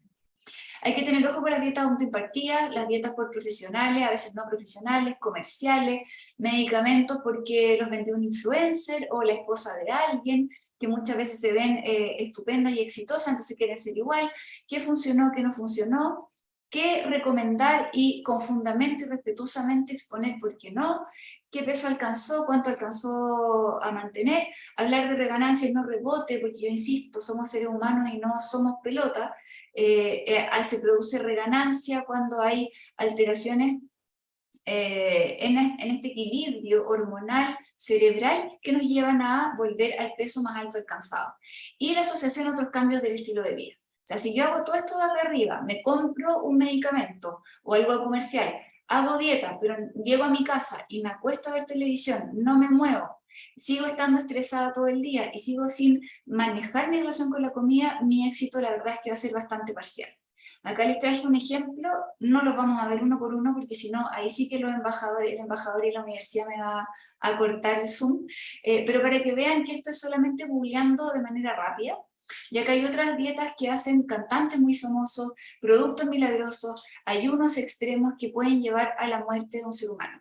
Por eso es tan importante que estemos alerta y siempre desde una mirada respetuosa y compasiva, estar atentos con nuestro entorno en cuanto a cómo enfrentan esta temática. ¿Qué dice la evidencia? La evidencia dice, este es un metaanálisis bien importante que se los puedo después facilitar si ustedes quieren, no es tan nueva como el 2019, no, 2020 de hecho, acá 2020, pero que habla que todas las dietas generan una pérdida de peso. Cuando dicen que yo hice una dieta y bajé de peso, perfecto, pero ¿cuánto duró? En general son 6 meses, mejora el estado metabólico, sin embargo, esta baja de peso a los 12 meses de seguimiento se demostró un alza de peso y una recuperación del peso perdido en el 100% de las dietas intervenidas. Y acá estaban la mayoría. Por lo tanto, lo que entra acá a jugar en esta ecuación es la educación nutricional. ¿Qué hacemos? ¿Hacemos un plan de alimentación estructurado como hemos hecho hasta ahora? ¿O hacemos coaching nutricional? Yo los invito a todos a echar una miradita y a revisar nuevamente el coaching nutricional, esto es 2019, que habla de una nueva perspectiva, que habla de un participante más que un paciente, donde un plan de acción está desarrollado a través de metas individuales que se basan en los valores de cada persona. El sujeto es un participante activo en liderar el proceso de decisiones y donde el terapeuta está al mismo nivel. No soy yo médico indicándote a ti qué tienes que hacer porque yo me voy a la casa con el paciente. Yo no sé cómo es su nivel de estrés, yo no sé si a lo mejor en el día alcanza a almorzar o no en el trabajo. Piensen que ahora estamos viendo una situación bien particular donde estamos siempre semipresenciales. O sea, hay que estar presencial, hay que estar telemático en reuniones, las mujeres tenemos también bastante presencia con los niños en el colegio, por lo tanto tratar de adaptarse un poco a eso. La relación es más bien cercana y no es de juzgar, sino que es de acompañar. Preguntas abiertas con posibles respuestas. Como por ejemplo, cuéntame más acerca de cómo es tu consumo de legumbres, de vegetales, cómo ves tu salud ahora, a dónde quieres llegar, tu calidad de vida de 1 a 10 en cuanto está, ¿quieres mejorarla o no quieres mejorarla? Y el foco en un rendimiento óptimo donde también se incluyen los valores del estilo de vida. No podemos dejar de mencionar los fármacos que de todas maneras son mucho mejor que el placebo. Acá tenemos la frecuencia, con placebo vemos en un color, no sé si azul o verde, y amarillo está con liraglutide, por lo tanto sería ideal que en algún minuto nos escuchen y nos den cabida con este proyecto que mancomunado de reconocer la obesidad como enfermedad, y la cirugía que ya va en camino también, que tiene un rol importante cuando está bien indicada en el contexto de un tratamiento multidisciplinario. El patrón alimentario es muy importante, no todos tenemos el mismo patrón, no todos comemos las mismas porciones y tenemos la misma saciedad. Hay personas que comen más en la mañana, otros más en la tarde, la densidad energética va a cambiar, hay muchos que tienen picoteo, que siguen con las bebidas azucaradas, por eso la ley de etiquetada, que habló el doctor Pari, yo creo que es muy importante poner énfasis ahí.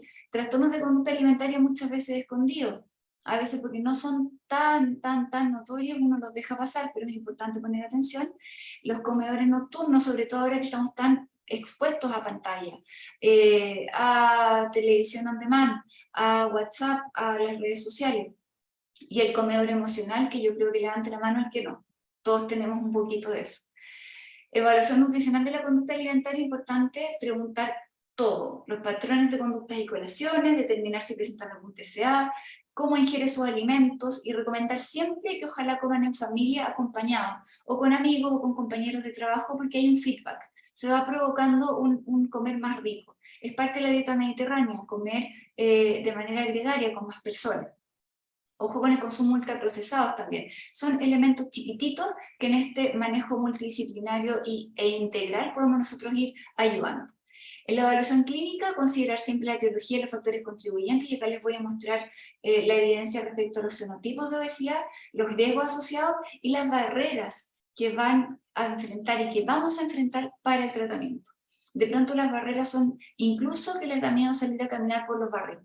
O sea, hay que tener cuidado con eso. O el acceso a la feria o el acceso a los alimentos frescos. En la evaluación médica causamos el Monton, no tengo mucho tiempo, así que no voy a detenerme acá, pero sí se estratifica el riesgo, ya no es solo el índice de masa corporal, sino que se ven las consecuencias médicas, mentales y funcionales. Tiene 4 estadios, del 0 al 4, y acá van viendo cardiometabólico, mental, mecánico y funcional, y con esto nosotros vamos definiendo qué tipo de intervención es la que vamos a aplicar en cada uno de estos pacientes. Y acá mide mucho mejor la predicción de la mortalidad y el índice de masa corporal, esto es con el Monton, y acá cuando tenemos el estadio 3, si ustedes se fijan, y acá con índice de masa corporal van todos más o menos juntitos. Yo creo que con esta foto me podría despedir y decir adiós, ahí ya dejamos el punto claro. El manejo es transversal, hay que fijarse en las comorbilidades, hay que tener un equipo siempre bien conformado, no necesariamente usando todos, sino que puede ser uno u otro, y basarnos en estos pilares de educación, alimentación saludable, actividad física regular, manejo del estrés, manejo de las comorbilidades, manejo farmacológico y o quirúrgico cuando amerita. Acá tenemos la pirámide clásica, que antes era solo unidireccional, ahora es bidireccional, y acá está lo de los fenotipos que les comentaba. Los no fenotipados tienen menor resultado en los meses que los fenotipados, y me despido acá para que no me despidan, pero siempre individualizar el plan de alimentación, individualizar el tratamiento, yo creo que esos son los mensajes más importantes, y una vez que se comienza a realizar esta práctica, tratar de dejar adherido a este paciente para que mantenga un estilo de vida sano global, no solo cuánto come, no solo el fármaco, no solo la cirugía, sino que algo global. Así que muchas gracias y espero no haberme pasado mucho, creo que 2 minutos, así que no fue tan terrible. Muchas gracias, doctora Escafi. La verdad, hace bien complejo el tratar este tipo de enfermedades. Tal como decíamos al principio, no es solamente un acto de voluntad, sino que hay muchas determinantes, no solamente sociales, sino que también de hábitos, de cómo nos relacionamos de manera integral, y por supuesto que los hábitos saludables, el comer de manera adecuada, tal como lo señalaba usted, compartiendo a lo mejor con la familia, estableciendo distintos niveles en donde asociemos de buena manera la alimentación, es parte importante para poder enfrentar de manera integral esta enfermedad. Bueno, les agradecemos a los asistentes las preguntas que han ido realizando a través del chat. Ahora vamos a hacer... nos vamos a dedicar a la parte del programa que está asociada a la moderación, en donde vamos a trabajar con los 5 panelistas. Y bueno, voy a tomar algunas de las preguntas que se hicieron a través del chat, y primero quería partir con el doctor París.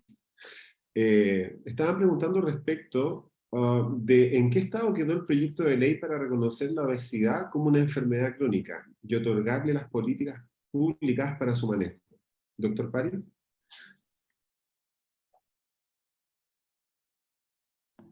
Muchas gracias, Benjamín. Quiero ser sincero, la verdad es que el proyecto está detenido, pero el estado actual, y para eso obviamente yo tenía un asesor legislativo que me iba informando prácticamente todas las semanas en qué estado estaba el proyecto. El estado actual realmente en este momento no lo conozco, seguramente las autoridades de salud que están trabajando en el ministerio sí lo conocen y lo estarán siguiendo, pero hay muchísimos proyectos de salud que desgraciadamente están prácticamente detenidos, o sea, la reforma al FONASA, la ley de fármacos 2, el código sanitario, están todos detenidos, no hay avance, a mi entender, en estos proyectos. Desgraciadamente, en detalle, el que usted me pregunta, no lo manejo, así que no quiero mentir ni inventar respuestas. Pero creo que la mayoría de los temas que se han tocado, las intervenciones del profesor Lenz, de Ronnie, de Jovita y de la doctora Scaffi, apuntan a un tema muy importante que es, y la doctora Scaffi lo repitió al final con insistencia, la terapia adaptada al paciente, la terapia individualizada, el concepto de sujeto participante, y aunque parezca insólito también en el tema, por ejemplo, que presentó Ronnie de la cirugía o del trabajo, o de la inversión que se puede hacer para tratar este fenómeno, influye lo mismo. Entonces yo creo que la pregunta sobre el manejo de la ley es sumamente interesante y yo creo que hay que hacérsela a la Comisión de Salud de la Cámara de Diputados, a la Comisión de Salud del Senado. Creo que es muy importante que los pacientes, las agrupaciones de pacientes participen en la discusión de las leyes y que aporten su idea, cosa que hicimos mucho en la ley del cáncer, por ejemplo, para justamente incorporar estos elementos. Los elementos ambientales que nombró Jovita son sumamente importantes desde mi punto de vista, yo también los destaqué, y todo lo que tiene que ver, obviamente, con lo que significa calcular gasto, hacer cálculos objetivos de lo que puede costar un programa para que ese programa aparezca en los presupuestos del Ministerio de Salud. Este trabajo que presentó Ronnie es magnífico. De repente con la UNAP, sobre todo con Inostroza, me decía, ¿por qué no los escuchamos más durante la época en que fui ministro? Porque en realidad no alcanzaba el tiempo para escuchar diferentes opiniones, desgraciadamente. Nos reunimos con ellos, yo creo, más de alguna vez, conversamos, pero son tantos los problemas de salud en el país, son tal la cantidad de desafíos que tenemos por delante, que obviamente es importante escuchar más. Y yo creo que ahí, obviamente, ellos tienen razón. Y esta reunión, por ejemplo, me ha servido montones. Y de hecho, me dan ganas de volver a trabajar más activamente en el ámbito de la salud, porque todas las cosas que se pueden hacer, todo lo que nos ha mostrado Jovita, la doctora Scaffi y Ronnie, son cosas que se pueden hacer, que se deben hacer, que se deben transmitir. Así que gracias por la invitación. Gracias, doctor. Bueno, aprovechando su comentario respecto del manejo presupuestario, para seguir con el tema, preguntarle al profesor Lenz, tomando en consideración los costos que hizo en su estudio, ¿cuál sería el rol de FONASA en esta materia, considerando las distintas modalidades de financiamiento y compra sanitaria que tiene actualmente? ¿Se hace necesaria una vinculación directa de FONASA con la atención primaria para el correcto seguimiento y adherencia a este tipo de tratamiento? ¿O qué propone usted, profesor? Gracias, Benjamín, por la pregunta y gracias al doctor París por las palabras. A mí me consta que nos juntamos varias veces, pero la pandemia nos comió a todos, así que, bueno, esperemos que el futuro nos dé más espacio. A ver, la primera cosa, este monto que ponemos sobre la mesa de 250.000 millones es aproximadamente, si tomamos la tasa histórica de crecimiento del presupuesto de FONASA, es un cuarto de lo que crece anualmente el presupuesto de FONASA. O sea, FONASA podría hacer en un año 4 veces lo que yo estoy planteando, ¿no?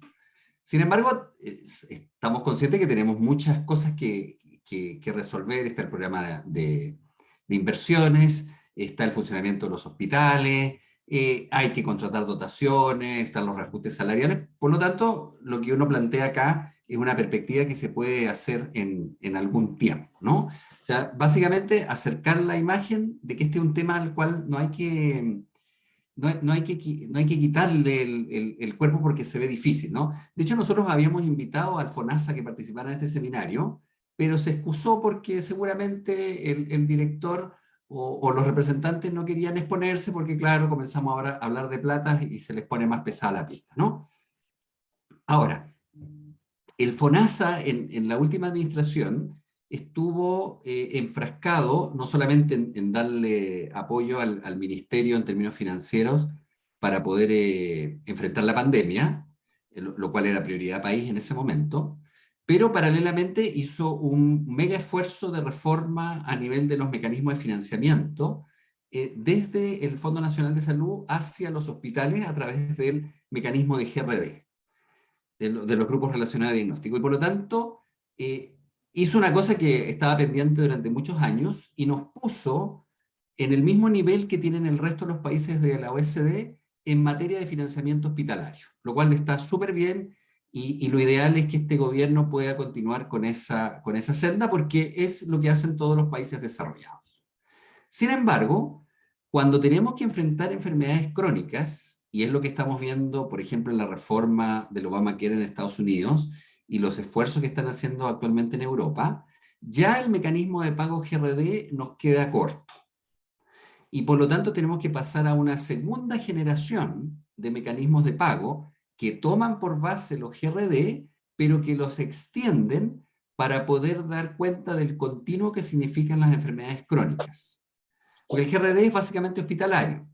Sin embargo, la enfermedad crónica se extiende a lo largo de los distintos niveles, y es de ida y es de vuelta con referencia y contrarreferencia.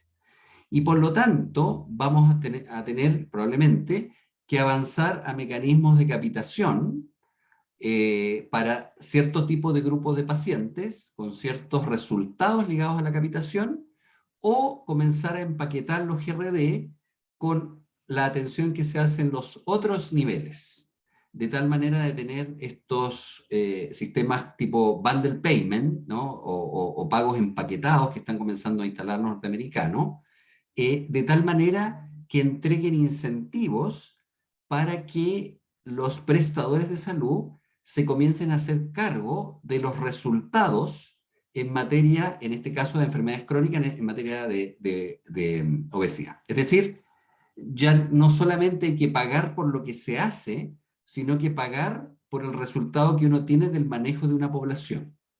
Es decir, si yo estuviera pagando, por ejemplo, diabetes, debería pagar no por el número de fármacos o el número de controles o el número de exámenes que se hace, sino que debería pagar porque el paciente esté compensado, o sea, con su hemoglobina glicosilada bajo 7.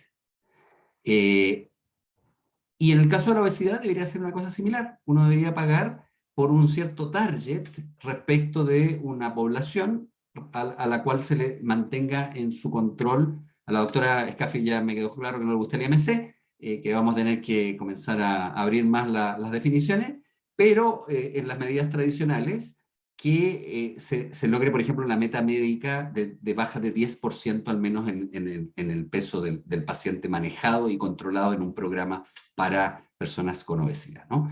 Por lo tanto, yo creo que FONASA en este caso es líder. Si no cambian los mecanismos de pago, es muy difícil que la oferta de servicios se pueda reorganizar.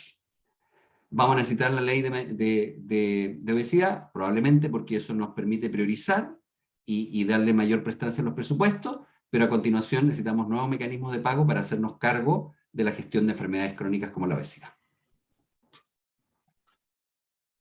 Muchas gracias, profesor Lentes.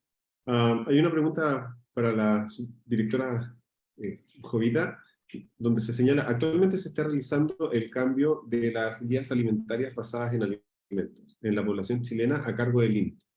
¿Qué consideraciones y estrategias a nivel poblacional deberían considerarse para que el cambio de estas tengan pertinencia de género? Gracias, Benjamín. Bueno, yo creo que para plantear unas nuevas guías y querer que tenga perspectiva de género, primero tiene que posicionarse desde una perspectiva de saber que lo que se está abordando con el cambio de las guías y la problemática que se está abordando no es insensible al género. Y en este no insensibilidad al género, preguntarse de alguna forma qué elementos del país y qué condiciones multidimensionales del país están generando esas diferencias o esas diferencias de género de alguna forma. Y como dice el abordaje o planteamiento de cualquier política pública, en este caso la guía alimentaria, considerar a priori en todas las instancias de planteamiento de las guías cómo las diferencias sexo-género afectan esa guía por sí misma. En este caso, las guías alimentarias deberían asegurar a priori el tema del acceso. En estos momentos son guías que solo mencionan, como dice la doctora Scaffi, el qué hacer, no el cómo hacerlo, y el cómo hacerlo es muy distinto. Muchas veces entre hombres y mujeres, si queremos ser binarios en esto, porque existen distintas condicionantes entre hombres y mujeres que dan cuenta del acceso, tienen que ver muchas veces con elementos mucho más bajos, y ahí yo creo que no solo en la guía alimentaria, sino que en todas las políticas públicas tienen que considerar el acceso, la disponibilidad que existe, la utilización de esas guías como tal, porque las mujeres pueden estudiar mucho más y estar mucho más conscientes que existen estas guías, pero el acceder a las recomendaciones que hay en ella muchas veces tiene que ver con elementos de capacidad económica, con capacidad de adquisición, con cuánto ellas dejan su alimentación en pos de la alimentación de sus hijos, cómo es el modelo familiar. Si bien las estrategias son individuales, las estrategias con perspectiva de género tienen un alto componente comunitario de cómo se estructura su núcleo familiar, su entorno. Por tanto, yo creo que son consideraciones que hay que tener a priori. No es que uno después tome la perspectiva de género y la trate de incluir en la guía alimentaria, sino que pensar las guías visualizando que para acceder a una alimentación saludable y para acceder a lo que se espera de las guías, que son mejorar la condición nutricional, hay muchos más elementos que el buen comer. Hay que permear estereotipos de género, hay que permear la responsabilidad que tienen las mujeres, el hombre respecto en su comunidad, el cuidado de los hijos, un montón de elementos que tienen que ser evaluados a priori desde el planeamiento, después seguir el desarrollo y la evaluación. Eso, Benjamín. Muchas gracias, directora. Bueno, tomando en línea lo que estaba señalando usted, una pregunta para la doctora Scaffi. ¿Cuáles son los principales desafíos en lograr la adherencia al tratamiento integral? ¿Y cómo medir los resultados de esta estrategia para poder monitorear e incorporar incentivos en la población y en los proveedores que logren la efectividad de la medida? Yo creo que uno de los principales factores, y acá estoy hablando desde la experiencia, es lograr conectar con la persona que consulta y con la persona que vive obesidad. O sea, yo no saco nada con enfrentar a un paciente con una problemática consultante, tratarlo como paciente, decirle yo qué opino, indicarle yo lo que yo estime conveniente, sin saber si él tiene los recursos económicos, si tiene los recursos sociales, ecológicos, si su familia lo va a apoyar. Nos ha pasado incluso en cirugía bariátrica, que muchas veces se operan, llegan a la casa y la familia lo espera como un asado para celebrar que se operó. Por lo tanto, ahí la adherencia es nula. Ahora, a nivel de políticas públicas, yo creo que por eso estamos todos acá un día a semana hasta ahora, es porque creemos que efectivamente nos va a ir mejor si reconocemos la obesidad como enfermedad y si es que podemos demostrar, como dice el doctor Lenz, que es mucho mejor y la costo-efectividad de manejar esto como la raíz de un montón de otros problemas que nos va a traer mucho mayor comorbilidad y mortalidad a largo plazo.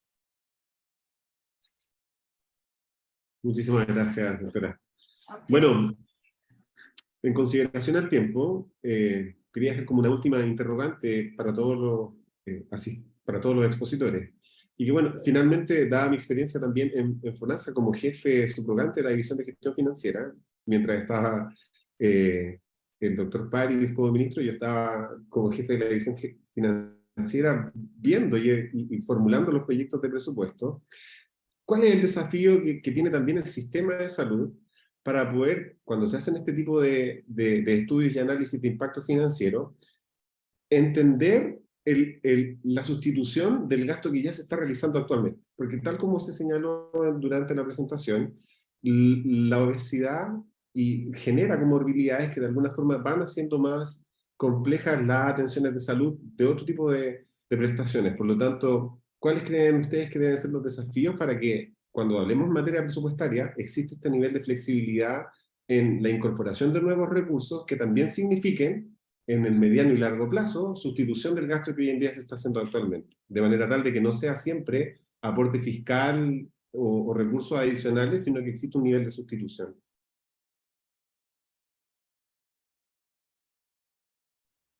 ¿A quién le toca primero, Benjamín? Me la juego O al con que quiera. ustedes. No, pero yo antes de, preferiría escuchar pero antes de eso, revisando con respecto a la pregunta anterior, el 12 de noviembre del año 2021, en una ceremonia en la cual estuvieron presentes los pacientes y algunos parlamentarios, nosotros impulsamos el proyecto de ley que buscaba establecer a la obesidad como una enfermedad crónica. Es que en el intertanto llamé a mi ex asesor legislativo y me buscó este dato. O sea, eso está, como decía yo, durmiendo en el Parlamento. Así que, y en esa época participaron los pacientes, agrupaciones de pacientes, porque hay varios aquí que están en la foto. Entonces creo que, vuelvo a repetir lo que dije antes, si el Parlamento no avanza, las agrupaciones de pacientes o en este caso el Ministerio obviamente debería insistir en esto. Está el proyecto de ley y además habían dos proyectos de ley más que tenían que ver con la educación física, que también se trató y incluso con la cirugía bariátrica. ¿Por qué? Porque hubo un proyecto especial para cirugía bariátrica para aquellas pacientes que tenían la llamada guatita delantal, que a mí no me gustaba el nombre, pero los diputados y senadores la repetían y la repetían mucho.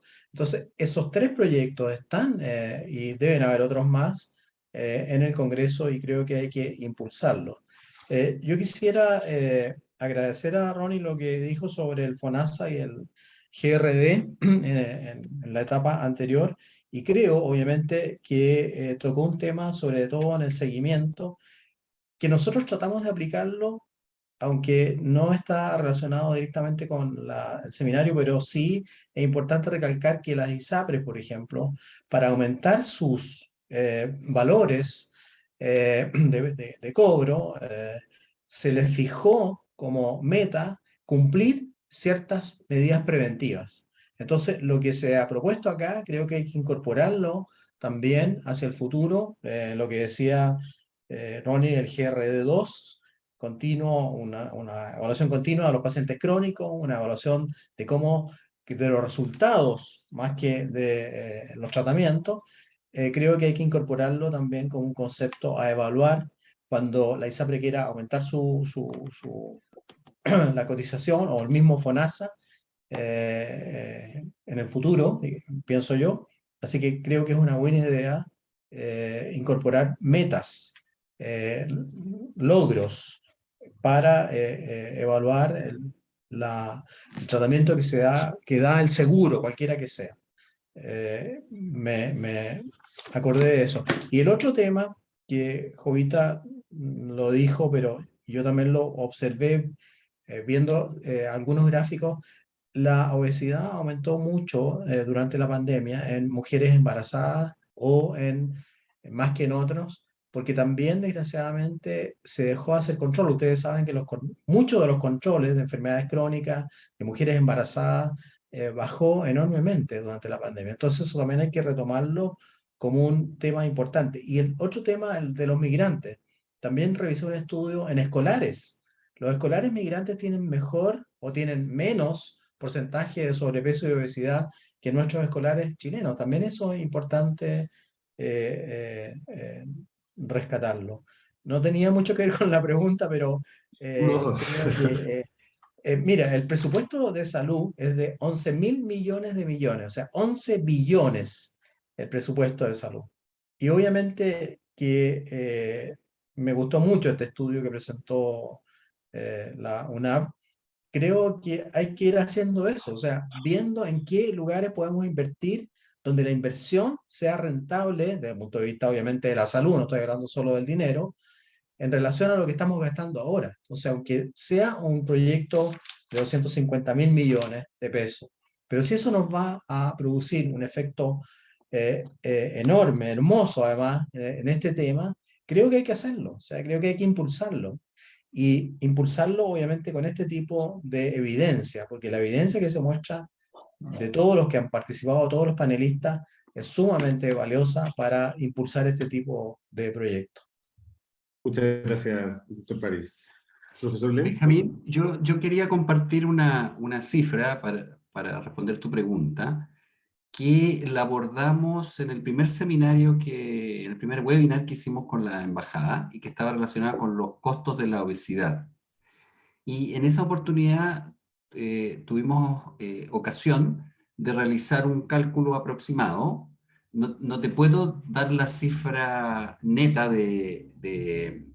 como de cambio incremental, ¿no? Porque requiere otro tipo de estudio, pero sí te puedo decir, por ejemplo, que si la población chilena redujera su IMC en 10%, entre 7 y 10%, me acuerdo que jugamos con ese rango, el efecto que habría, por ejemplo, en el gasto de las comorbilidades, en el GES, en el FONASA, sería alrededor del 40%. O sea, como para que tú tengas idea de las magnitudes que estamos hablando acá, dado que la obesidad es una patología que a su vez gatilla una serie de otros problemas, ¿no?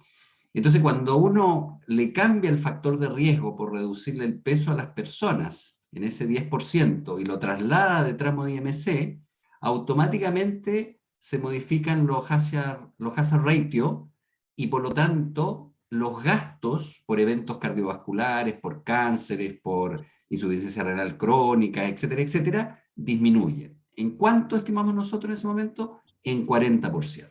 ¿Sí? Por lo tanto, efectivamente esto tiene impactos que pueden ser como fuente de financiamiento. O sea, tu sugerencia, y eso quedará para un estudio posterior, es que a estos de 150.000 millones habría que restarle los ahorros productos de las menores morbilidades, ¿no?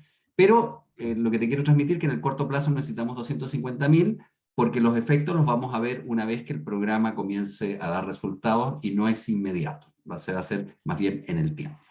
Gracias. Gracias, profesor. Bueno, también a lo mejor no se traduce solamente en un menor gasto, sino que también en un mayor acceso, producto de lo que señala usted. Doctora Morales, ¿qué plantea la universidad en ese sentido para poder ir abordando este tema? Algunas palabras para el cierre, por favor. Bueno, la responsabilidad ha estado muy interesante todo este webinar. Quiero felicitar a todos los expositores porque realmente ha sido de altísimo nivel, ¿no es cierto? Todas las presentaciones, muy claro todo, y tratando un tema tan severo, ¿no es cierto?, de salud como es la obesidad. En el plano, ¿no es cierto?, universitario, académico puro, la Facultad de Medicina, que tiene 5 carreras de pregrado, ¿verdad? Tendría que pensar efectivamente los directores en introduciendo en los planes de estudio, ¿cierto?, contenidos y habilidades y actitudes frente, ¿no es cierto?, a este problema. Ahora, lo que dijo la autora Scassi me gustó mucho, ¿no es cierto?, en el sentido de que no es el médico el que le impone, sino que tiene que ser el paciente, acompañar al paciente en este proceso, ¿no es cierto?, de efectivamente dejar de ser obeso. Y también me gustó mucho, por supuesto, lo de Jovita, que habla, ¿no es cierto?, de esto de dejar algo transgeneracional. Disculpa, Jovita, pero me cuesta decirlo. Transgeneracional, porque también es muy importante. O sea, esto que también plantea Ronnie del binomio madre-hijo, también es una cosa súper interesante. Y por supuesto el doctor París con todo lo que nos aporta, ¿no es cierto?, desde su posición de ministro también interesantísimo. Yo diría que la universidad seguir apoyando en estos webinars. Yo me comprometo que así sea, ¿verdad? Cada vez que ustedes quieran hacer esto, yo estaré disponible para colaborar, estar y acompañarlos. y me voy a preocupar también en que las carreras de pregrado incluyan, ¿no es cierto?, toda esta formación a los futuros profesionales en cuanto al manejo y el tratamiento preventivo de la obesidad. Eso. Bueno, muchísimas gracias, doctora. Y en nombre de la Embajada de Dinamarca y el Instituto de Salud Pública de la Universidad Andrés Bello, queremos agradecer a todos los participantes de esta tarde por su tiempo, la buena disposición a la actividad, y para nosotros ha sido un honor contar con su participación y con todos quienes se han sumado como asistentes. Al igual que años anteriores, la grabación de este webinar estará disponible a través de YouTube, en el canal de la Embajada y en el canal también del Instituto de Salud Pública. Así que para verlo cuando quieran y bien sugerirlo a quienes también puedan beneficiarse de su contenido. Muchas gracias y que tengan una excelente noche. Gracias a usted. Chao, Muchas chao. gracias. Muchas gracias. Buenas noches. Muchas gracias. Buenas noches. Gracias a todos.